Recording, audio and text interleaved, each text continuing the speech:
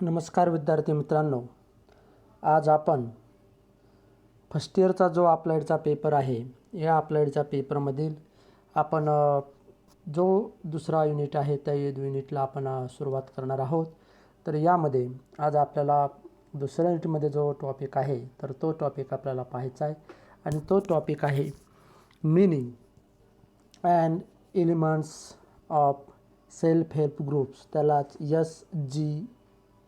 SHGS self help groups असं म्हटलं जातं. त्याला मराठीमध्ये स्वयंसहाय्यता गटाचा अर्थ व घटक याचा अभ्यास आपल्याला आज करायचा आहे.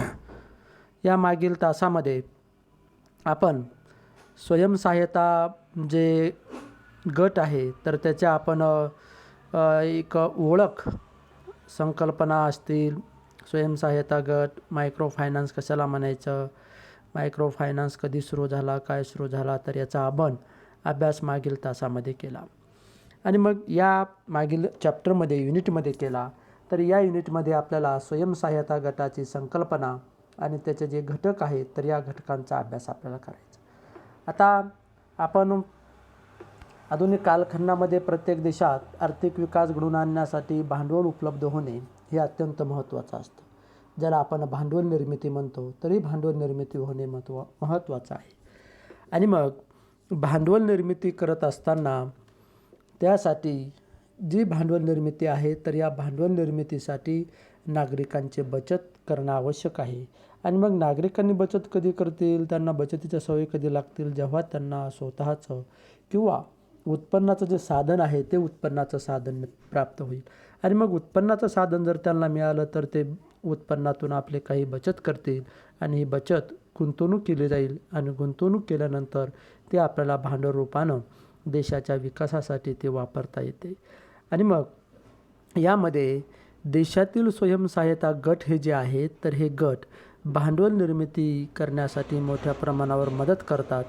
आणि मग त्यामुळं सर्वप्रथम स्वयंसहाय्यता गटाची आपल्याला पार्श्वभूमी ती आपल्याला अभ्यासायची. या अगोदरच्या युनिटमध्ये आपण जो अभ्यास केला, प्रकरणामध्ये जो अभ्यास केला तो स्वयंसहाय्यता गट जे आहे तर ही मायक्रो फायनान्स म्हणजे काय याचा आपण अभ्यास केला. मायक्रो फायनान्स ही संकल्पना कशी आली, तिचा वुमन एम्पॉवरमेंटसोबत कसा संबंध आहे, तर त्याची आपण व्याप्ती असेल मायक्रो फायनान्सची व्याप्ती, त्याचा अभ्यास आपण केला. तर आपल्याला या चॅप्टरमध्ये जो अभ्यास करायचा आहे तो आता स्वयंसहाय्यता गटाची पार्श्वभूमी आपल्याला माहीत असली पाहिजे, तिचा इतिहास, तिची संकल्पना. तर या सर्व बाबीवर आपल्याला जो दृष्टिक्षेप आहे तो दृष्टिक्षेप टाकायचा आहे. आणि मग आपण मागील तासामध्ये मागील युनिटमध्ये सुद्धा अभ्यासलं की स्वयंसहाय्यता गटाची जी संकल्पना आहे ही फार जुना आहे. मात्र या संकल्पनेला मोठ्या प्रमाणात प्रसार आणि प्रचार करण्याचं काम हे जे आहे तर हे बांगलादेशातील ज्यांना आपण ग्रामीण बँकेचे प्रणेते डॉक्टर मोहम्मद युनूस जे आहे तर यांनी या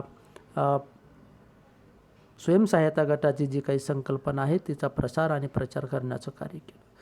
आणि मग त्यांचा उद्देश एवढाच होता की ग्रामीण बँकेचा प्रकल्प सुरू करणे आणि लोकांना सावकारी पाशातून सोडवणे व गरिबी दूर करून त्यांना स्वतःचा रोजगार संधी प्राप्त करून देणे हा त्यांचा उद्देश होता.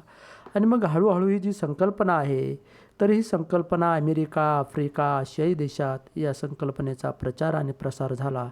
आणि मग भारतामध्ये जर आपण विचार केला तर भारतामध्ये ज्या NGO आहे, ज्याला आपण स्वयंसेवी संस्था म्हणतो, तर या सेवाभावी संस्थांनी सुद्धा बचत गटाची ही जी चळवळ आहे तर ही चळवळ विस्तारण्यासाठी, तिचा प्रचार आणि प्रसार करण्यासाठी मोठ्या प्रमाणावर हातभार लावलेला आहे. आणि मग आपल्या देशात आपण पाहतो की स्वातंत्र्यप्राप्तीनंतर महिलांच्या कल्याणासाठी अनेक योजना कार्यान्वित करण्यात आल्या. परंतु आपण जर मागील गेल्या 25 वर्षात जर महिला सबलीकरणावर भर देऊन पुरुष आणि स्त्रिया यांच्यात सर्व बाबतीत समानता प्रस्थापित करण्याच्या ज्या उद्देशाने स्वयंसहाय्यता समूह चळवळ जोमाने सुरू झाली आणि या चळवळीने खास महिलांच्या सबलीकरणासाठी प्रयत्न करायला सुरुवात केली. आणि म्हणून महिला सबलीकरण जे आहे तर महिला सबलीकरण हे या मागील 25 वर्षापासून खऱ्या अर्थानं सुरू झालेलं आपल्याला दिसतं. आणि या अगोदर महिलांचं जे कार्यक्षेत्र होतं तर महिला ह्या देशामधील परंपरा, रूढी, चालीरीती यामुळे महिलांची स्थिती खालावलेली होती. आणि तसेच संघटितपणा, शिक्षणाचा अभाव, रोजगार व आरोग्य यांचा अभाव यामुळे देखील दारिद्र्य वाढलेले आहे. आणि मग या सर्वांचा परिणाम जो आहे तर तो परिणाम महिलांची स्थिती ही आपल्याला खालावलेली दिसते. आणि मग त्यासाठी महिलांच्या दृष्टीने संघटित होऊन परिणामकारक काम करण्याचं जे महत्त्वाचे शस्त्र आहे आणि ते शस्त्र म्हणजे स्वयंसहाय्यता गट होय. आणि मग स्वयंसहाय्यता गटाची जी चळवळ आहे तर या चळवळीचा एकूणच महिलांचं वैयक्तिक असेल, सामाजिक असेल, आरोग्यदृष्ट्या जे काही प्रश्न समस्या असतील ती समस्या सोडवण्याचा या गटाच्या माध्यमातून कार्य केलं जातं आहे. आणि त्यामुळे महिला सबलीकरणासाठी सुद्धा स्वयंसहाय्यता गटाच्या माध्यमातून मोठ्या प्रमाणावर हातभार लागताना आपल्याला दिसून येतं. तर आता यानंतर आपल्याला स्वयंसहाय्यता गट जे आहे तर या स्वयंसहाय्यता गटाच्या काही व्याख्या ज्या आहेत त्या व्याख्या आपल्याला सांगता आल्या पाहिजे. स्वयंसहाय्यता गट म्हणजे काय त्याचा अर्थ आपल्याला सांगता आला पाहिजे. आणि यासाठी मग वेगवेगळ्या व्याख्या आपण अभ्यासूया. त्यामध्ये पहिली व्याख्या आहे एकदम जरा आपण साधी आणि सोपी व्याख्या आहे. आता स्वयंसहाय्यता गट म्हणजे काय तर समान परिस्थितीतील लोकांनी समान हेतूसाठी एकत्र येऊन लोकशाही पद्धतीने स्थापन केलेला गट म्हणजे स्वयंसहाय्यता गट होय. अतिशय साधी आणि सोपी व्याख्या आहे की समान परिस्थितीतील लोक हे काय करतात, समान हेतूसाठी एकत्र येतात आणि एकत्र येऊन लोकशाही पद्धतीने म्हणजे जे आपण बहुमत म्हणतो तर बहुमताच्या जे काही पद्धती आहेत तर लोकशाही पद्धतीने स्थापन केलेला गट म्हणजे स्वयंसहाय्यता गट होय. आणि मग अशा प्रकारचे जे गट आहे तर त्यांना स्वयंसहाय्यता गट म्हटलं जातं. ही पहिली व्याख्या. त्यानंतर दुसरी व्याख्या आहे परावलंबनाकडून स्वावलंबनाकडे जाण्यासाठी. काय आहे हे महत्त्वाचं आहे की परावलंबनाकडून स्वावलंबनाकडे जाण्यासाठी स्वेच्छेने स्वतःच्या स्वेच्छेने संमतीने सामुदायिकपणे बचतीच्या निमित्ताने केलेली वाटचाल म्हणजे स्वयंसहाय्यता बचत गट होय. एकदम ज्याला आपण जी व्याख्या आहे तर एकदम समर्पक अशी व्याख्या आहे की परावलंबनाकडून स्वावलंबनाकडे जाण्यासाठी स्वेच्छेने संमतीने सामुदायिकपणे बचतीच्या निमित्ताने केलेली वाटचाल म्हणजे स्वयंसहाय्यता बचत गट होय. तर अशी ही एक व्याख्या आहे. आणि त्यानंतर नाबार्ड जे आहे तर नाबार्डनं एक व्याख्या केलेली आहे ती सुद्धा आपण व्याख्या अभ्यासूया. आता नाबार्डच्या मते स्वयंसहाय्यता गट म्हणजे ग्रामीण भागातील दारिद्र्य रेषेखालील लोकांनी एकत्र येऊन त्यांच्या उत्पन्नातील शक्यतो भाग बचत करून त्याद्वारे गटातील लोकांचा सूक्ष्म कर्जाच्या गरजा त्यांच्या स्वतःच्या निधीतून भागविणे अशा प्रकारची व्याख्या केली आहे. व्याख्या काय आहे की ग्रामीण भागातील दारिद्र्य रेषेखालील ज्याला आपण BPL म्हणतो तर या दारिद्र्य रेषेखालील जे काही लोक आहेत त्या लोकांनी एकत्र यायचं आहे आणि त्यांच्या उत्पन्नातील शक्यतो भाग ज्यांना जितका शक्य आहे तितका तर शक्यतो भाग बचत करून त्याद्वारे गटातील लोकांच्या सूक्ष्म कर्जाच्या गरजा त्यांच्या स्वतःच्या निधीतून भागविणे तर याला म्हणायचं स्वयंसहाय्यता गट. तर अशी नाबार्डनं व्याख्या केलेली. आणि नंतर एक साधारण व्याख्या जी आहे ती साधारण व्याख्या अशी आहे की स्वयंसहाय्यता गट म्हणजे लोकांनी लोकांसाठी चालवलेला असतो. एकदम साधी व्याख्या आहे की स्वयंसहाय्यता गट म्हणजे काय तर लोकांनी लोकांसाठी चालवलेला गट स्वयंसहाय्यता गट असं म्हटलं जातं.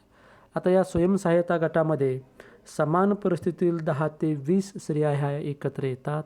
कमीत कमी 10 आणि जास्तीत जास्त 20 स्त्रिया ह्या एकत्र येतात. त्या स्वतःचे आपले नेतृत्व निवडतात, त्या नेतृत्वाचा कार्यकालही ठरवतात आणि स्वयंसहाय्यता गटामध्ये स्वशक्तीची जाणीव लोकांना होतेच, परंतु एकत्रित येण्यामुळे समूहशक्तीचे महत्त्व त्यांना कळते.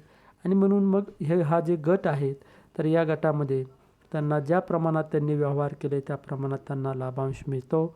आणि या गटातील व्यक्तींना व्यावसायिक शिक्षण असेल, प्रशिक्षण असेल तर हे प्रशिक्षणसुद्धा त्यांना दिलं जातं आणि त्यांच्या मालासाठी जी बाजारपेठ असते ती बाजारपेठसुद्धा उपलब्ध करून दिली जाते. आता हे जे स्वयंसहाय्यता गट आहे, तर ही स्वयंसहाय्यता गटाची वैशिष्ट्ये काय असतात ती सुद्धा आपण थोडक्यामध्ये पाहूया. आपला मुद्दा एवढाच आहे की स्वयंसहाय्यता गटाचा अर्थ आणि स्वयंसहाय्यता गटाचे घटक, परंतु स्वयंसहाय्यता गटाची वैशिष्ट्यसुद्धा काय असतात ते सुद्धा आपल्याला माहीत असणं गरजेचं आहे. आणि म्हणून आपण स्वयंसहाय्यता गटाची वैशिष्ट्यसुद्धा ही अभ्यासणार आहोत. आता यामध्ये पहिलं जे वैशिष्ट्य आहे स्वयंसहाय्यता गटाचं ते आहे की समान गरजा आणि समान परिस्थिती. हे लक्षात ठेवलं पाहिजे की गटातील सर्व सभासद यांच्या गरजा आणि परिस्थिती समान असते आणि म्हणून ते एकत्र येतात आणि मग ते एकत्र येऊन समान गरजाची पूर्तता गटाद्वारे करता येईल या मानसिकतेने ते एकत्र येतात. आणि म्हणून मग गटातील सर्व सभासदांनी आर्थिक व सामाजिक परिस्थिती सारखीच असते. सारख्या परिस्थितीत लोक एकत्र येतात. यामध्ये एकाची आर्थिक परिस्थिती चांगली आणि एकाची जर गरीब असेल तर असे व्यक्ती कधी एकत्र येत नाहीत. म्हणजे समान परिस्थिती हा स्वयंसहाय्यता गटामधील महत्त्वाचं वैशिष्ट्य आहे. आणि मग आपण पाहतो की एकाच गावातील वाडी वस्तीवरील सदस्य यामध्ये सहभागी होतात आणि मग समान गरजा आणि समान परिस्थिती हे महत्त्वाचं वैशिष्ट्य स्वयंसहाय्यता गटाचं आहे. त्यानंतर स्वेच्छा सभासदत्व आहे. सभासदत्व देत असताना स्वेच्छा हे महत्त्वाचं आहे, कारण स्वयंसहाय्यता गटामध्ये इच्छा नसेल तर त्याला सभासदत्व दिलं जात नाही किंवा कोणालाही जबरदस्तीनं सभासदत्व दिलं जात नाही किंवा सभासद त्याला केलं जात नाही. आणि मग प्रत्येकजण हा स्वइच्छेने गटात सभासद होतो आणि मग हे त्याचं वैशिष्ट्य सांगितलं जातं. त्यानंतरचं वैशिष्ट्य आहे आर्थिक देवाणघेवाण. आता स्वयंसहाय्यता गटात जे सर्व सभासद असतात ते नियमित बचत करतात, जमा करतात आणि बचतीतून पत निर्माण करतात, त्यातून कर्ज व्यवहार करतात आणि व्यवसाय देखील करतात. आणि मग या सर्व बाबीमुळे त्यांचे काय होते, बँकेशी हे व्यवहार करतात. त्यामुळे गट सक्षम होतो आणि ते सर्व व्यवहार जे आहेत ते रोखीनं करतात आणि त्यामुळे रोखीनं केल्यामुळे व्यवहारात पारदर्शकता जी आहे ती पारदर्शकता निर्माण होते. तर आर्थिक देवाणघेवाण हा एक त्याचा महत्त्वाचं वैशिष्ट्य आहे. त्यानंतर आहे स्वशक्ती आणि समूहशक्तीची जाणीव त्यांना होते.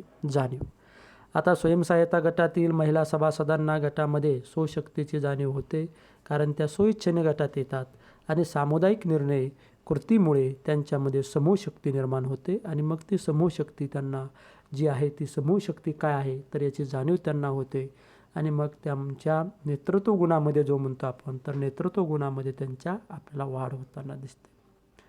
नंतरचं वैशिष्ट्य आहे एकात्मकता व समानतेची भावना. आता मग एकात्मता जी आहे तर स्वयंसहाय्यता बचत गटामुळे एकाच ठिकाणी राहणाऱ्या परंतु परस्पराशी जवळीक नसणाऱ्या महिला एकत्र येतात आणि मग एकमेकीबद्दल त्यांना एकमेकाबद्दल आदर निर्माण होतो, भावनिक संबंध निर्माण होतात, बांधिलकीची भावना निर्माण होते, एकीसाठी सर्व आणि सर्वासाठी एक अशी भावना वृद्धिगत होते आणि त्यातूनच सर्व बाबतीत समानता आणि एकात्मता जी आहे, साधर्म्य जे आहे ते त्यांना एकत्र आल्यामुळे त्यांच्यातील समानता वय, व्यवसाय, वस्ती, लिंग, भाषा, परिस्थिती, सुखदुःख इत्यादी बाबतीत त्यांच्यामध्ये समानता ही दिसून येते. त्यानंतर सामुदायिक निर्णय व कृती. आता स्वयंसहाय्यता गटातील सर्व आर्थिक व सामाजिक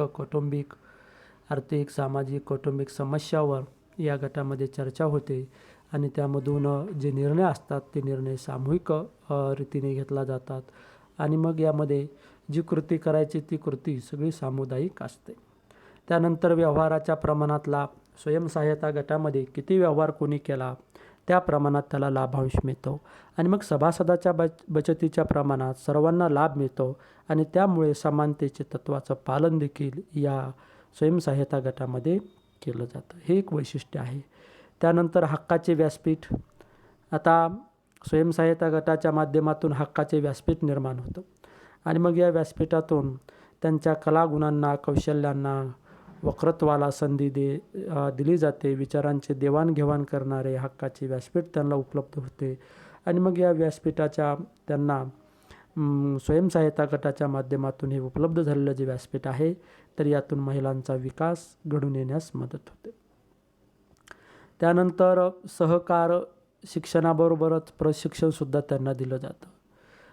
आणि मग स्वयंसहायता गट हे सहकाराप्रमाणेच त्याला आपण असून सहकारातून साकार होतो आणि मग सभासदातून सभासदांना सहकार्य त्यामुळे मिळते आणि स्वयंसहायता गटातील सर्व सदस्यांना सहकाराप्रमाणेच व्यावसायिक शिक्षण प्रशिक्षण दिले जाते. तसेच व्यवसायांना बाजारपेठ मिळवून दिल्या जातात. त्यामुळे सहकार प्रवृत्ती वाढीस लागते.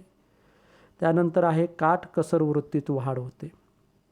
आता स्वयंसहायता गट जे आहे त्याचं एक वैशिष्ट्य सांगितलं जातं की स्वयंसहायता गटामध्ये सभासद आर्थिकदृष्ट्या कमकुवत असतात आणि ते कुटुंबातील खर्चातून बचत करतात, कारण सर्व सदस्य परावलंबी असतात आणि त्यामुळे काटकसर करून ते बचत करण्याची सवय त्यांना लागते आणि त्यातून स्वतःचा बचत गट मोठा करण्यास त्यांचा हातभार लागतो. हा महत्त्वाचा आहे.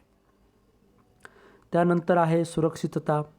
तर हे सुद्धा त्याचं वैशिष्ट्य आहे की बँकेच्या मूलभूत तत्वाप्रमाणे सुरक्षितता त्यांना प्राप्त होते आणि गटातील व्यवसायांना विम्याद्वारे सुरक्षितता मिळते. शिवाय व्यवसायांना सुरक्षित बाजारपेठ देखील उपलब्ध करून दिली जाते. त्यानंतर मनव्यवहार. आता जसे ज्याला आपण अर्थव्यवहार म्हणतो, धनव्यवहार म्हणतो, तर स्वयंसहायता गटामध्ये धनव्यवहाराबरोबरच मनव्यवहारसुद्धा घडून येतात. मग आर्थिक व्यवहारात बचत, कर्ज, विमा, व्यवसाय इत्यादीबरोबर कौटुंबिक, सामाजिक प्रश्न, वैयक्तिक अदृश्य समस्या इत्यादीची सोडवणूक देखील यामध्ये केली जाते. म्हणून स्वयंसहायता गटामध्ये धनव्यवहाराबरोबरच मनव्यवहारसुद्धा घडून येतात. तर हे एक महत्त्वाचं वैशिष्ट्य आहे. आणि त्यानंतर विश्वासाचे प्रतीक. सर्वात महत्त्वाचं आहे की स्वयंसहायता गटाच्या चळवळी अतिशय विश्वासाने चालवल्या जातात. जर व्यवहार विनातारण विश्वासाने चालतात, सर्व व्यवहार, आणि मग सभासदांना हक्काने व विश्वासाने मदत होते, फसवणूक होत नाही आणि त्यामुळे समाजाचा विश्वास जो आहे तर हा वृद्धिंगत झालेला आपल्याला दिसतो. तर अशा पद्धतीनं जवळपास 13 वैशिष्ट्ये ही स्वयंसहायता गटाची आपण पाहिली. तर त्यामधून स्वयंसहायता गट म्हणजे काय हे तुमच्या लक्षात आलं असेल. यानंतर स्वयंसहायता गटाचे वर्गीकरण आहे की स्वयंसहायता गट जे आहे तर या स्वयंसहायता गटाचे वर्गीकरण हे सुद्धा यामध्ये महत्त्वाचं आहे की स्वयंसहायता गट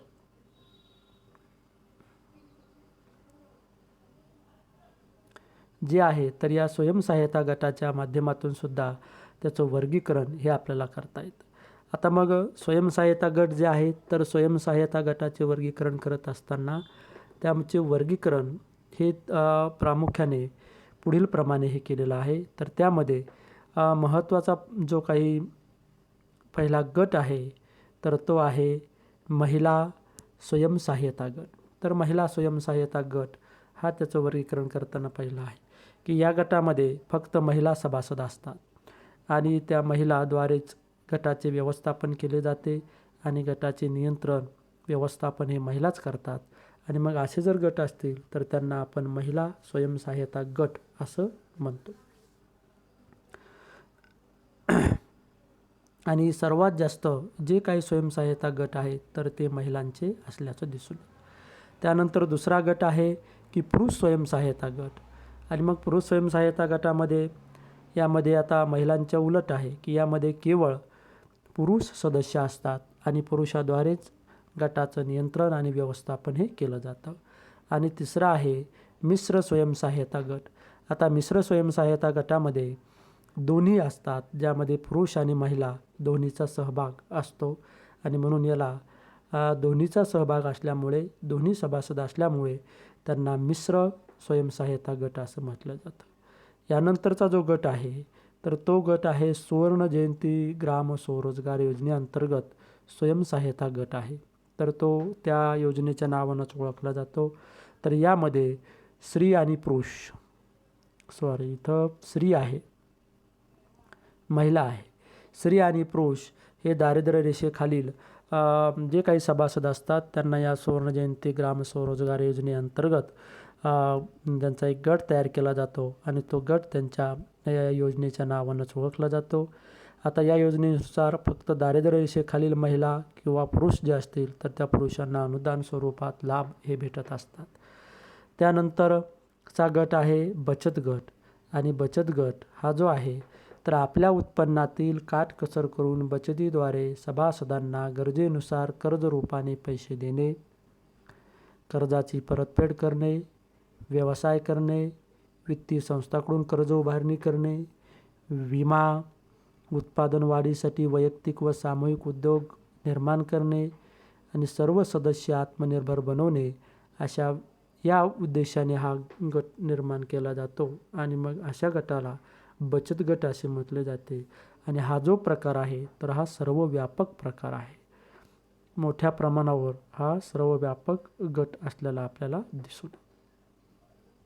आता यानंतर महत्त्वाचा जो टॉपिक आहे आपल्या सिलेबसमध्ये तो आहे की स्वयंसहाय्यता गटाचे घटक. हा महत्त्वाचा आपला टॉपिक आहे, अर्थ आणि घटक. आता मग स्वयंसहाय्यता गटाचे घटक अभ्यासत असताना काही घटक यामध्ये महत्त्वाचे आहेत की स्वयंसहाय्यता गट हा जर आपल्याला सुरू करायचा असेल तर त्यासाठी मग कोणते घटक आहेत महत्त्वाचे. तर त्यामध्ये अत्यंत पहिला महत्त्वाचा घटक आहे तो म्हणजे बचत. कारण आपण बचतीला स्वयंसहाय्यता गटाचा आत्मा मानतो. तो आत्मा आहे आणि त्याच्याशिवाय कोणताही स्वयंसहाय्यता गट हा निर्माण होऊ शकत नाही, चालू शकत नाही. आणि मग स्वयंसहाय्यता गटाच्या विकासासाठी बचत अत्यंत महत्त्वपूर्ण आहे. बचतीशिवाय गटाची प्रगती शक्य नाही. आणि मग गटातील सर्व सभासद महिन्याच्या एका विशिष्ट तारखेला विशिष्ट वेळी ठराविक बचत ही जमा करतात.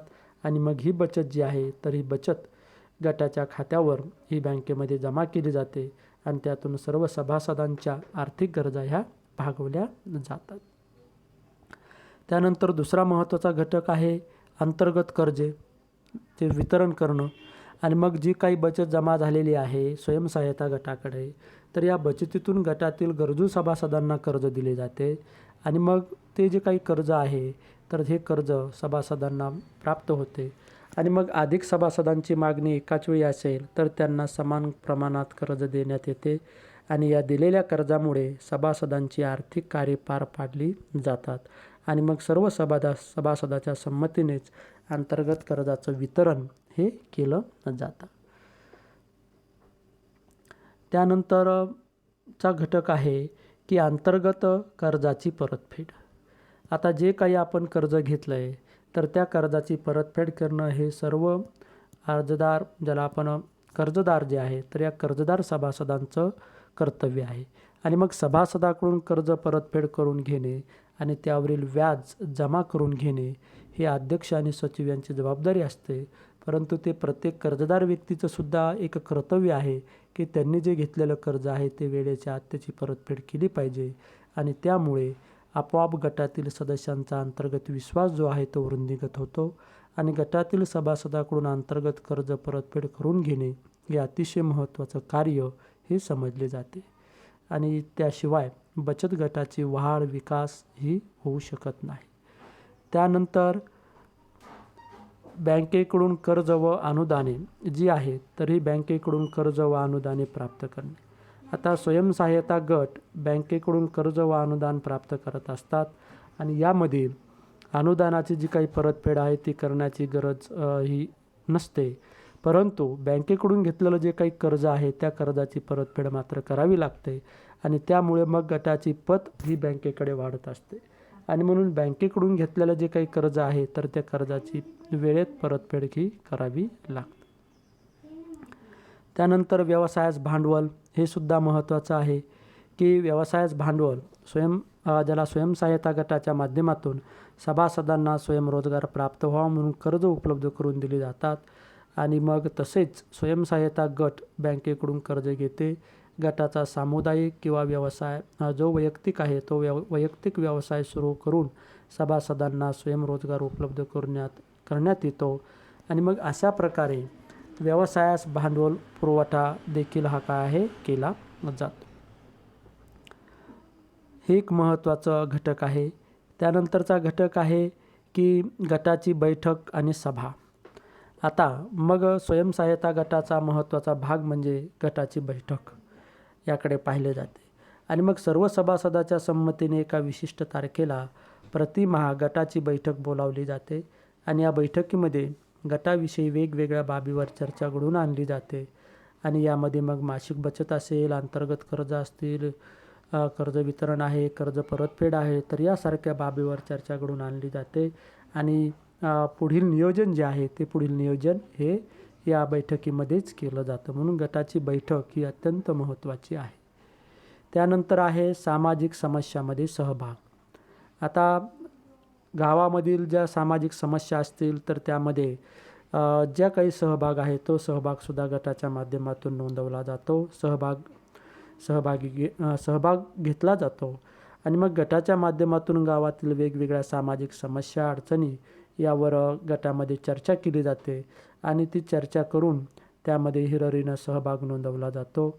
मग यामध्ये ग्राम स्वच्छता अभियान असेल, विविध जनजागृती अभियान असतील, समाज प्रबोधनाचं कार्य असेल, प्रचार आणि प्रसार या माध्यमातून शासनाच्या विविध योजना जनतेपर्यंत पोहोचवण्याचं काम असेल, तर अशा वेगवेगळ्या कार्यामध्ये बचत गटाच्या माध्यमातून सहभाग नोंदवला जातो. तर मग ही सुद्धा एक त्याचा आपण घटक जो आहे तो घटक सांगितला जातो. तर अशा पद्धतीने 7 जे काही घटक आहेत तर स्वयंसहाय्यता गटाचे एवढे जी घटक आहेत ते घटक सांगितले जातात आणि मग अशा प्रकारे स्वयंसहाय्यता गटाच्या मदतीने व्यक्तीस बचत करण्यास प्रोत्साहन मिळते आणि ते स्वयंपूर्ण होण्याच्या दृष्टीने सुद्धा सक्षम बनतात. तर आपण आज या व्हिडिओ लेक्चरच्या माध्यमातून स्वयंसहाय्यता गट याचा अर्थ आपण अभ्यासला आणि स्वयंसहाय्यता गटाचे घटक आणि पुन्हा एक महत्त्वाचा मुद्दा होता की स्वयंसहाय्यता गटाची वैशिष्ट्येसुद्धा आपण पाहिली. तर यामध्ये तुम्हाला होमवर्कसाठी 2 प्रश्न दिलेले आहे की त्यामध्ये पहिला प्रश्न आहे स्वयंसहाय्यता गट म्हणजे काय, स्वयंसहाय्यता गटाची वैशिष्ट्ये सांगा. दुसरा आहे स्वयंसहाय्यता गट म्हणजे काय आणि स्वयंसहाय्यता गटाचे घटक सांगा. तर या 2 प्रश्नाची तयारी करायची. पहिला अर्धा भाग जो प्रश्नाचा आहे तो दोन्हीमध्ये सारखाच असेल, परंतु नंतरचा ज्याला उत्तरार्ध म्हणतो तो मात्र वेगवेगळा असेल. आणि मागील व्हिडिओ लेक्चर जर पाहायचा असेल तर या निळ्या अक्षरावर तुम्ही क्लिक करायचं. तुम्हाला व्हिडिओ लेक्चर जो आहे मागील तासाचा तो सुद्धा तुम्हाला त्या ठिकाणी पाहता येईल. या तासाच्या संदर्भात, या व्हिडिओ लेक्चरच्या संदर्भात काही अडचणी असतील, समस्या असतील तर त्या आपण यूट्यूब आणि आपला जो क्लासरूम आहे तर या क्लासरूमच्या कमेंट बॉक्समध्ये आपण कमेंट नोंदवा. त्यावर तो प्रश्न, तुमची ती समस्या सोडवण्याचा नक्कीच प्रयत्न केला जाईल. Okay, thank you.